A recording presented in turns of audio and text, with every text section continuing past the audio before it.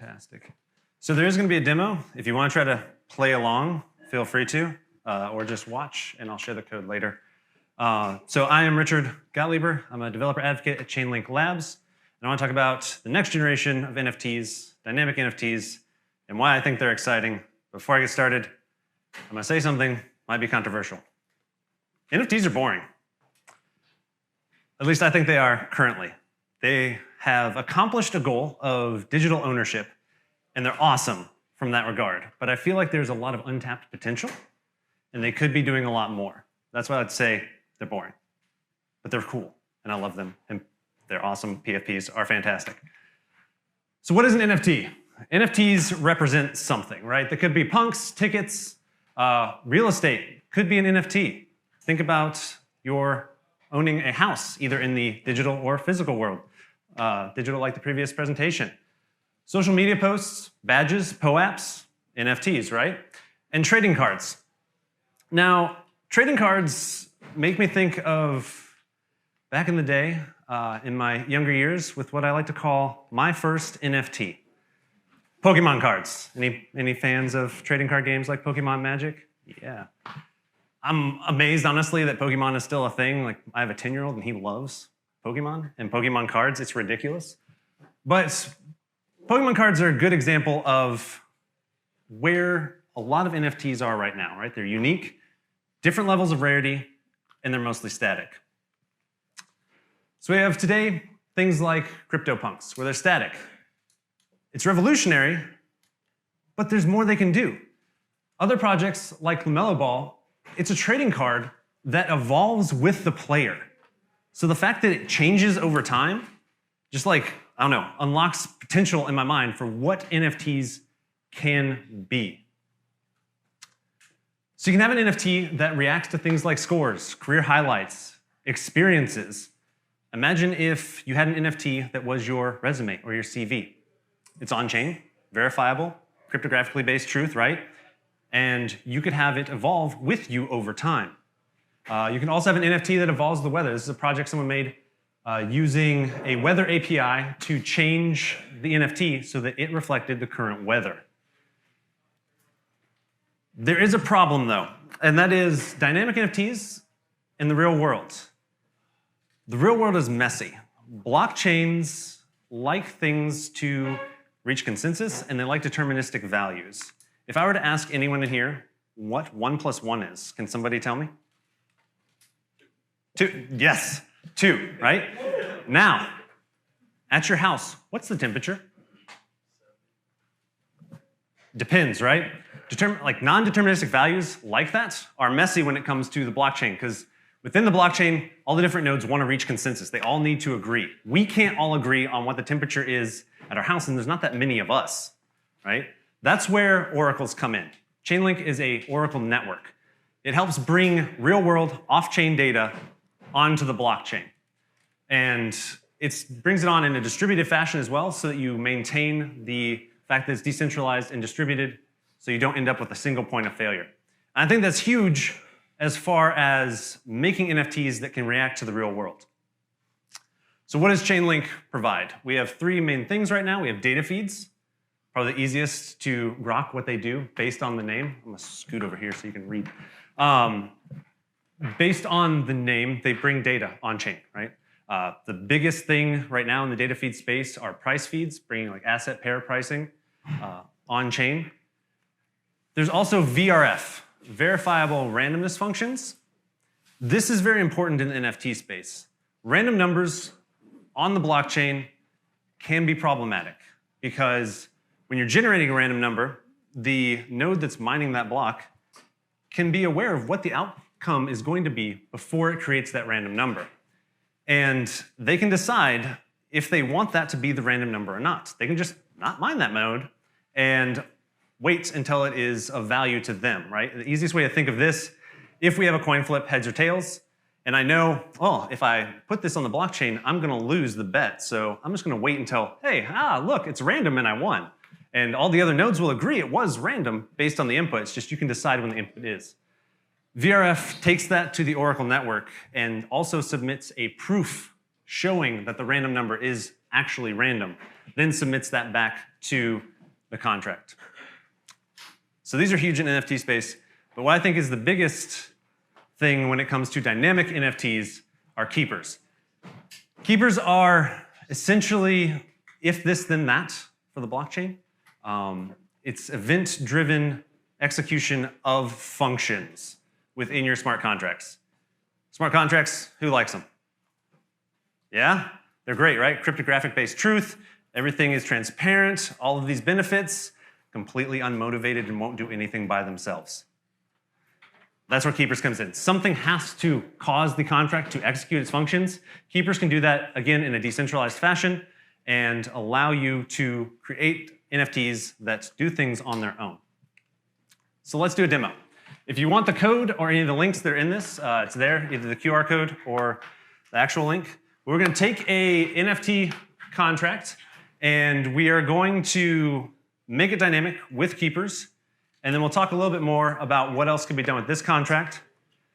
But what's going to happen is when I think dynamic, and I think, like, my wife is an artist and she makes a lot of flowers, and flowers are pretty stinking dynamic, right? Like, they start off as a little seed, and all of a sudden, you know, you can have like giant trees from little acorns, or beautiful blossoms from a tiny seed. So we're going to take a NFT, and when we mint it, it's going to be a seed, and then we're going to use keepers to help it grow. So we have here, I don't know if y'all, can y'all read that? Not really. It's a basic ERC 721 contract. Few things let's see if I can get this where I can talk and be out of the way. We have the IPFS URI here. This is going to be the metadata that is behind the NFT. So you can see we have the different stages, right? The seed, the sprout, and the blooms. This is what's going to be changing. And then the other piece that's not standard to like the Open Zeppelin contract is this function, which essentially just takes in the token ID and evolves it to the next stage. So it helps the flower grow. That's the basic contract. To make this a keeper compatible contract, if we head to the Chainlink documentation, you can see here it's kind of broken down by type of blockchain. We have EVM, base chains, Solana, and Terra.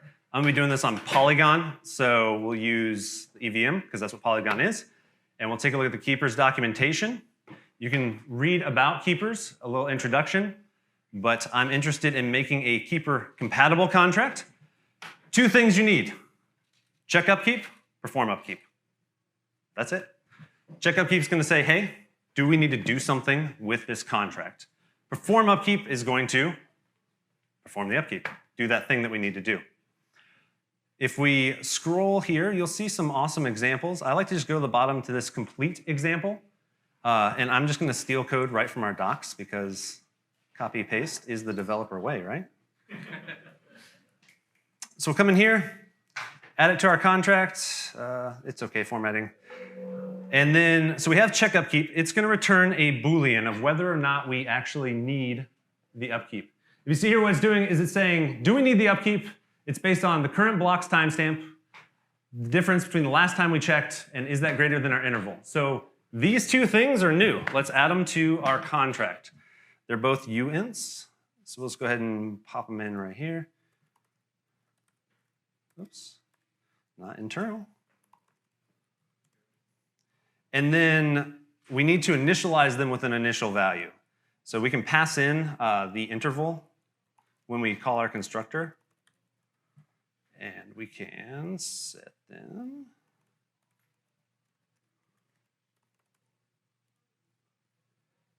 Was it last timestamp? And we'll set that equal to the block.timestamp. So when this contract gets created, it will set the interval to where we pass in, and then it will set the timestamp to now, whenever it's created. So that when we check if it's needed, it'll say, based on now versus the first time it checks when the contract was created, do we need to do this thing? And then the second piece is that perform upkeep. So again, it's kind of best practice to double check that you need to do the upkeep because you don't want to do something if you don't need to, especially depending on the chain. Could be expensive.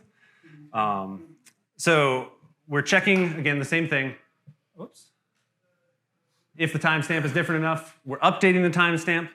In the example, they're just incrementing a counter. We don't want to do that, right? We want to evolve or grow that flower. So we'll call it grow flower. It takes in the ID of the NFT that was minted. In this case, I'm just going to force it to be the first one. And that's it. Like, those two functions make it compatible with the Keepers network. I think I need to get rid of that override, though. So let's go ahead and deploy this to Polygon. We'll say 30 seconds for the interval. So every 30 seconds, it'll update. Approve some things. Wait for it to show up, maybe. Hey, there it is. Cool. So we have our contract here. We haven't created anything in the Keepers network, right? We haven't told the Oracle network about this contract. So let's go do that. If we head on over to keepers.chain.link, we can register a new upkeep. There was a button behind my head. This button here, register new upkeep. And then we just need to fill out some information. Now, the reason we ask for things like email address is because these require link token. And so if your keeper runs out of link token, it's not going to run. So we will email you if you run out. And then we'll need the address of the contract that we're authorizing to call this keeper. So we'll grab that, pop it in here, fund it with a little bit of link, approve the request. While we're waiting for this, let's go ahead and mint an NFT. So I'm just going to mint it to myself. Come over here, safe mint, create this NFT. And then there's two functions in here that you can kind of keep an eye on how the flower is doing. We have first the stage and also the URI. So the URI is going to be, well, this is like, I can't scroll down low enough. You'll see it's still a seed right now. The stage is 0, which is the first index, right? So it's like 0, 1, and 2 are the 3 stages. But at this point, we have our NFT and we have our keeper registered. You'll also notice we have our check upkeep function here. So we can check and see if it needs upkeep. So it does need upkeep. Let's see if I can get that in the right spot on the screen. So it does need upkeep right now, right? That means when the keeper network runs the next time, it's going to perform the upkeep on this NFT. If I check upkeep again, it doesn't need upkeep. What just happened? It updated. Our upkeep was performed. If we check our URI and our stage, now we'll see that it's changed. And our URI now points to the sprout. So just like that, we have grown our flower. But what does it look like? Let's see if OpenSea will show us if we can catch it in the middle. Here. Okay, cool. OpenSea cached the first image, right? So we have that seed. If we refresh the metadata here, keep our fingers crossed that the demo gods like us, hit refresh, boom, it's changed. So like that, we have gone from the seed to the seedling, and it might be already updated to the blooms. So where can you go from here, right? This is a pretty basic example, like, hey, change the picture. Like, yeah, can't right-click save my JPEG because, man, it changes. But this, I started with the flowers, and the reason they're called friendship blooms is because, like, in my mind, in a longer talk, you could do things like using VRF to change the growing conditions of the flower. So maybe it's different colors. Maybe use data feeds based on the price of certain assets. The flower changes color.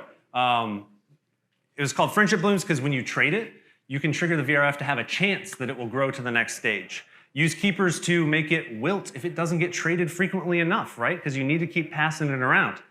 I don't know, just some things I came up with, but that's what I think is exciting about NFTs, and I hope I didn't offend anybody when I said your NFTs are boring. Again, the link, if you want to look, the source code's out there. Links on the next page are all out there as well. I'll pause briefly. But yeah, so now I have a challenge for all of you. I want you to make a dynamic NFT. All this stuff, you can do it on testnets. It doesn't cost any real money. Make something freaking cool and tag me on Twitter. I want to see it. So we have a Discord documentation that we took a look at. Starter kits, basically everything you need to get going. The Chainlink Academy, I'll teach you more about the blockchain space. Go build.